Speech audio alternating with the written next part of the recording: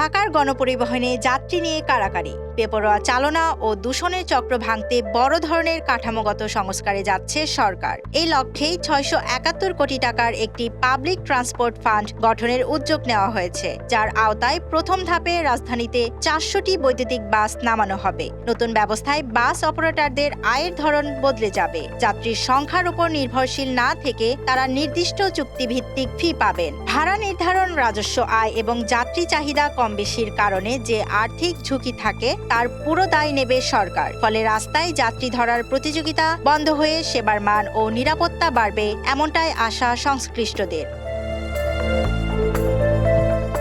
বিশ্বব্যাংকের সহায়তায় Bangladesh clean air প্রজেক্টের প্রথম ধাপের আওতায় এই তহবিল গঠন করবে ঢাকা পরিবহন সমন্বয় কর্তৃপক্ষ। প্রকল্প নথি অনুযায়ী পরিবহন তহবিলে মূলধন হিসেবে বরাদ্দ থাকবে ৪২৭ কোটি টাকা। তহবিলটি দীর্ঘদিন সচল রাখতে সিড ক্যাপিটাল হিসেবে যুক্ত হবে আরও ২৪৪ কোটি টাকা। এই অর্থ থেকেই বৈদ্যুতিক বাস চালুর পাশাপাশি নতুন আর্থিক কাঠামো বাস্তবায়ন করা হবে। পরিকল্পনা অনুযায়ী ঢাকায় সফল হলে ধীরে ধীরে অন্যান্য বড় শহরেও এই মডেল চালু করা হবে। সংস্কারের অংশ হিসেবে পুরনো ডিজেল চালিত বাস ধাপে ধাপে তুলে নেওয়ার সিদ্ধান্তও রয়েছে। এসব বাস স্ক্র্যাপ করার বদলে মালিকদের নতুন ব্যবস্থায় যুক্ত হতে উৎসাহ দিতে ক্ষতিপূরণ দেওয়া হবে। এ খাতে ক্ষতিপূরণ বাবদ বরাদ্দ রাখা হয়েছে ৮৫ কোটি ৪০ লাখ টাকা। ডিটিসি এর এক ঊর্ধ্বতন কর্মকর্তা জানান, এই উদ্যোগের মাধ্যমে একদিকে যেমন গ্রিনহাউস গ্যাস নির্গমন কমানো যাবে, অন্যদিকে বহু বছর ধরে আটকে থাকা বাস খাতের সংস্কার বাস্তবায়নের সুযোগ তৈরি হবে। তার রাষ্ট্রায়ত্ত ও বেসরকারি দুই ধরনের অপারেটরের সঙ্গেই আলোচনা করে এই প্রস্তাব তৈরি করা হয়েছে এবং বেসরকারি খাতও এখন নিয়ন্ত্রিত ও আধুনিক ব্যবস্থার পক্ষে। এই সংস্কারের পেছনে মূল অর্থায়ন আসছে বিশ্বব্যাংক থেকে। ঢাকা বাস মডার্নাইজেশন প্রোগ্রামে মোট ব্যয় ধরা হয়েছে ১,২১৩ কোটি ৪০ লাখ টাকা। এর মধ্যে ১,১৮৩ কোটি ৪০ লাখ টাকা ঋণ হিসেবে দেবে বিশ্বব্যাংক, আর সরকার দেবে ৩০ কোটি টাকা। বৃহত্তর পরিবহন সংস্কার প্যাকেজে মোট ব্যয় দাঁড়াবে প্রায় ২,৪৮২ কোটি টাকা, যার বেশিরভাগ অর্থায়ন আসবে বিশ্বব্যাংকের ঋণ থেকে। প্রস্তাবটি অনুমোদনের জন্য ইতোমধ্যে পরিকল্পনা কমিশনে জমা দেওয়া হয়েছে।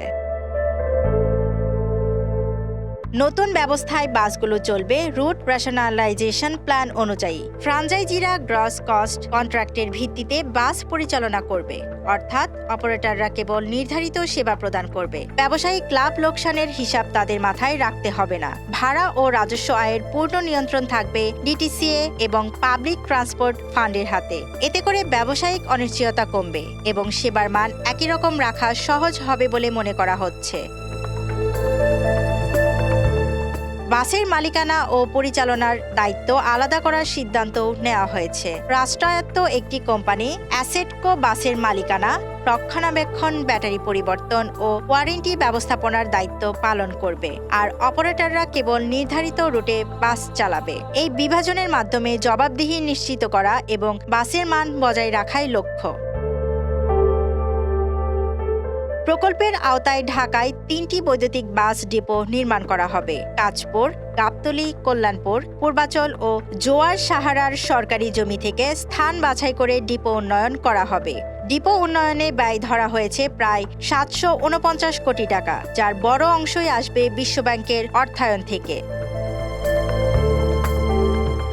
যাত্রী সেবা আধুনিক করতে চালু হবে ইন্টেলিজেন্স ট্রান্সপোর্ট সিস্টেম। এ খাতে ব্যয় ধরা হয়েছে ১৭০ কোটি টাকার বেশি। এই ব্যবস্থার মাধ্যমে বাসের অবস্থান রিয়েল টাইমে জানা যাবে, স্বয়ংক্রিয় ভাড়া আদায় হবে, যাত্রীদের জন্য তথ্য প্রদর্শন ব্যবস্থা থাকবে এবং একটি কেন্দ্রীয় অপারেশন কন্ট্রোল টাওয়ার গড়ে তোলা হবে। পাশাপাশি একটি মোবাইল অ্যাপের মাধ্যমে যাত্রীরা বাসের সময়সূচি দেখতে, টিকিট কাটতে এবং সেবার মান নিয়ে মতামত বা অভিযোগ জানাতে পারবেন। নারী নির্যাতন সহ যেকোনো অনাকাঙ্ক্ষিত ঘটনার অভিযোগ জানানোর ব্যবস্থাও এতে যুক্ত থাকবে। সব মিলিয়ে সরকার আশা করছে বৈদ্যুতিক বাস ভিত্তিক এই নিয়ন্ত্রিত ও আধুনিক ব্যবস্থার মাধ্যমে ঢাকার গণপরিবহন আরও নিরাপদ, পরিবেশ বান্ধব ও যাত্রী বান্ধব হয়ে উঠবে এবং দীর্ঘদিনের বিশৃঙ্খলার অবসান ঘটবে। Desk report, Dhaka express.